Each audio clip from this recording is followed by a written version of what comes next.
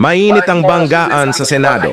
Nagkaharap sina Senate President Tito Soto at Senador Rodante Marcoleta dahil sa kontrobersyal na paglilipat ng dating DPWH Engineer Bryce Hernandez. Mariing giit ni Marcoleta.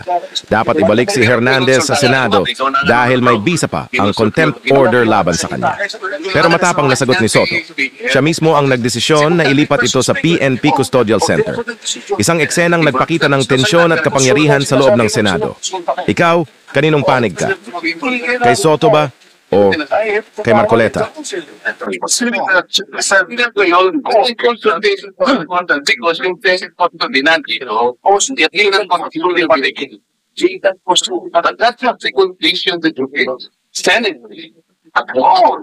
Kaya nga, pero kung itinapalik ang sa